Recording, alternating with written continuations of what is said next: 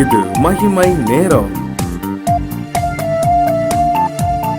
கர்த்தரும் இரட்சகருமாகிய இயேசு கிறிஸ்துவின் நாமத்தினாலே இந்த மகிமை நேரம் நிகழ்ச்சிக்கு உங்களை வரவேற்கிறேன். இந்த நாளிலும் நாம் ஆண்டவருடைய வார்த்தையை நாம் தியானிக்கும்படியாக தெரிந்து கொண்ட வேத வசனம் லூக்கா 1 அதிகாரம் 78-79 வசனங்கள். அந்தகாரத்திலும் மரண இருளிலும் உட்கார்ந்திருக்கிறவர்களுக்கு வெளிச்சம் தரவும், நம்முடைய கால்களை சமாதானத்தின் வழியிலே நடத்தவும், அவ்விரக்கத்தினாலே உன்னதத்திலிருந்து தோன்றிய அருணோதயம் நம்மை சந்தித்திருக்கிறது என்றான். அந்தகாரத்திலும் மரண இருளிலும் உட்கார்ந்திருக்கிறவர்களுக்கு வெளிச்சம் தரவும், நம்முடைய கால்களை சமாதானத்தின் வழியிலே நடத்தவும், அவ்விரக்கத்தினாலே உன்னதத்திலிருந்து தோன்றிய அருணோதயம் நம்மை சந்தித்திருக்கிறது.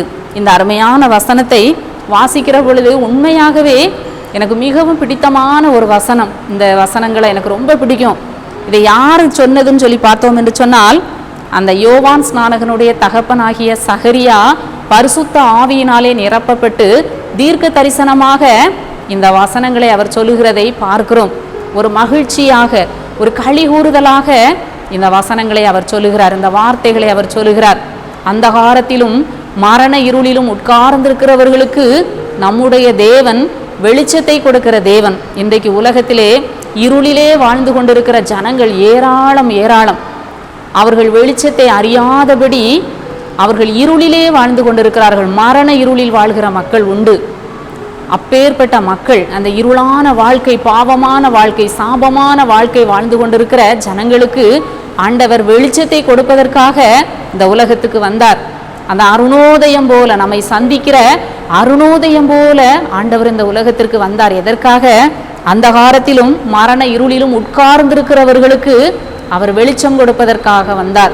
இயேசு கிறிஸ்துவை யாரெல்லாம் ஏற்றுக்கொள்ளுகிறார்களோ, உலகத்திலே வந்து எந்த மனுஷனையும் பிரகாசிப்பிக்கிற ஒளி, அந்த மெய்யான ஒளி, அந்த ஒளி எந்த மனுஷன் மேல் படுகிறதோ அந்த மனுஷனுடைய வாழ்க்கை வெளிச்சமாகிறது, பிரகாசமாகிறது, அவனுடைய வாழ்க்கை மாறுகிறது, இருளின் வாழ்க்கைகள் மாறுகிறது, இருளின் கிரியைகள் மாறுகிறது, அந்தகார கிரியைகள் அழிகிறது.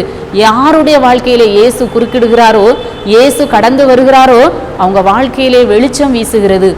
அதைத்தான் நாம் வாசிக்கிறோம். இருளில் நடக்கிற ஜனங்கள் பெரிய வெளிச்சத்தை கண்டார்கள்.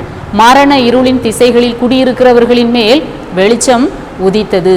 இயேசுவாகிய ஒளி, யார் அவரை ஏற்றுக்கொள்ளுகிறார்களோ, யார் அவரை விசுவாசிக்கிறார்களோ, அவர்களுடைய வாழ்க்கையிலே அவர் ஒளியாக, வெளிச்சமாக ஆண்டவர் வருகிறதை நாம் பார்க்கிறோம். அடுத்ததாக, நம்முடைய கால்களை சமாதானத்தின் வழியிலே அவர் நடத்துகிற தேவன். நம்முடைய தேவனுக்கு அழகான பெயர்கள் உண்டு. அவர் சமாதானத்தின் தேவன், சமாதான காரணர், சமாதான பிரபு, சமாதானத்தை நதியை போல பாய்ந்து வரும்படி செய்கிற தேவன் என்று சொல்லி ஆண்டவருக்கு பல பெயர்கள் வேதத்திலே கொடுக்கப்பட்டுள்ளது. நம்முடைய தேவன் சமாதானத்தின் தேவன்.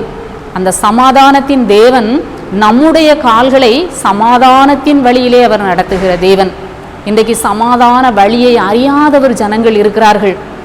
எந்த வழியில நாம போனா நமக்கு சமாதானம் கிடைக்கும் என்று சொல்லி அறியாத மக்கள் இன்றைக்கு வாழ்ந்து கொண்டிருக்கிறார்கள்.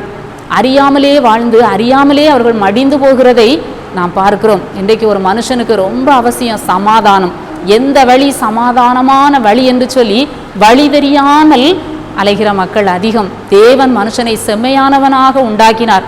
அவர்களோ அநேக உபாய தந்திரங்களை தேடிக்கொண்டார்கள். சமாதான வழியை அறியாதிருக்கிற ஜனங்கள் அந்த சமாதான பிரபுவின் இடத்திலே, ஆண்டவரே என்னை சமாதானத்தின் பாதையிலே நீங்க நடத்துங்க, சமாதானத்தின் வழியிலே என் கால்களை நடத்துங்க என்று சொல்லி நாம் அர்ப்பணிக்கிற பொழுது அந்த தேவ சமாதானம் நம்மை நிரப்புகிறது. அந்த சமாதானத்தின் தேவன் நம்மை அந்த பாதையிலே அவர் வழி நடத்துகிறார். அந்த பாதை, அந்த சமாதானத்தின் பாதையின் முடிவு நித்திய ஜீவனிலே நம்மை கொண்டு போய் அந்த பாதையிலே அவர் சேர்க்கிறார். நம்முடைய கால்களை அவர் சமாதானத்தின் வழியிலே நடத்துகிற தேவன். அடுத்ததாக, அவ்விரக்கத்தினாலே உன்னதத்தில் இருந்து தோன்றிய அருணோதயம் நம்மை சந்தித்திருக்கிறது. அவர் நம்மை சந்திக்கிற தேவன். தேவன் ஜனங்களை சந்திக்கிறவர்.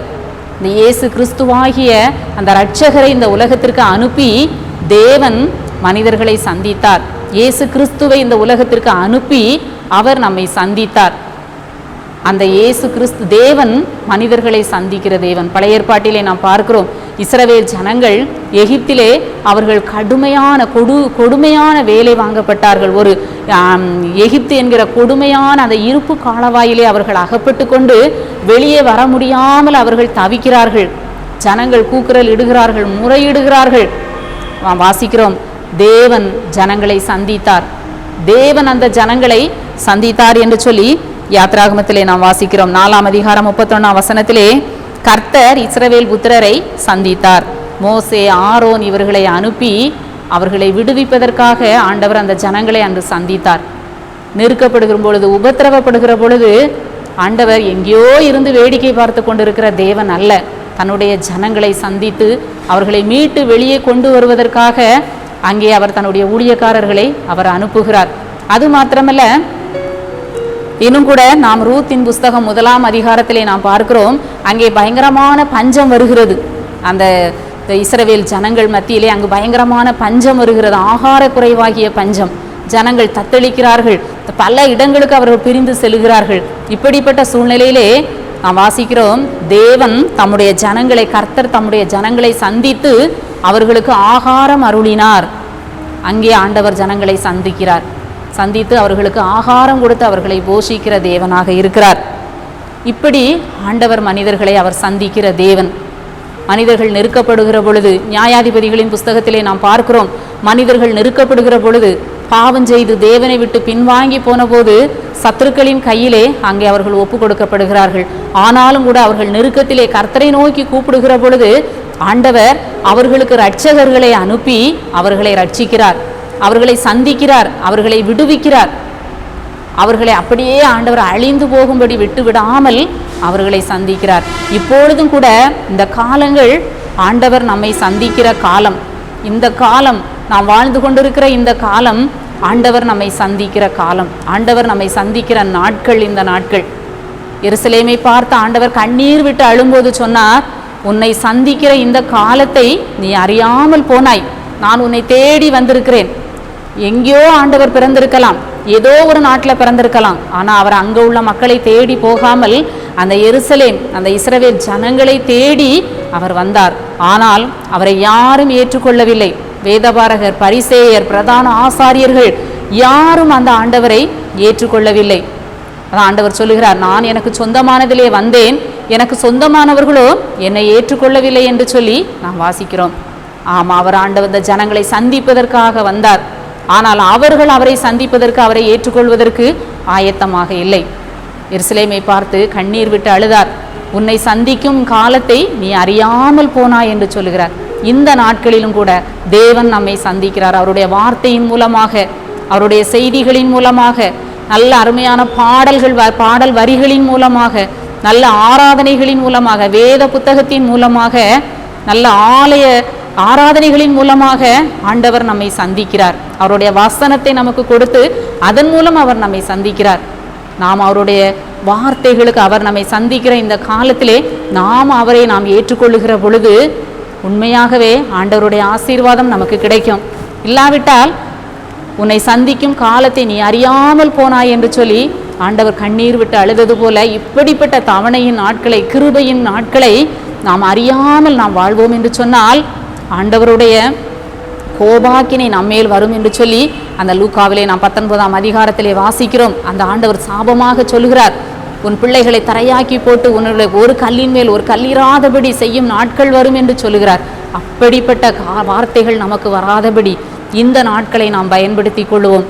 தேவன் மனிதனை சந்தித்த காலங்கள் மீண்டுமாக ஆண்டவர் நம்மை சந்திக்கிறார். மீண்டுமாக ஒவ்வொரு நாளும் ஆண்டவர் நம்மோடு இடைபடுகிறார். வார்த்தையின் மூலமாக நம்மோடு பேசுகிறார்.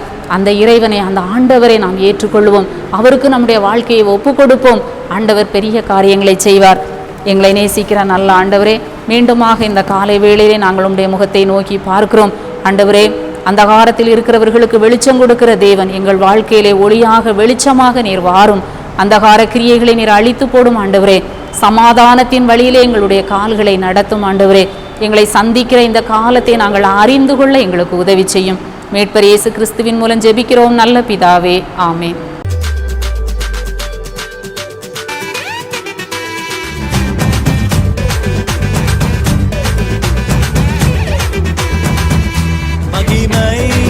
மகிமை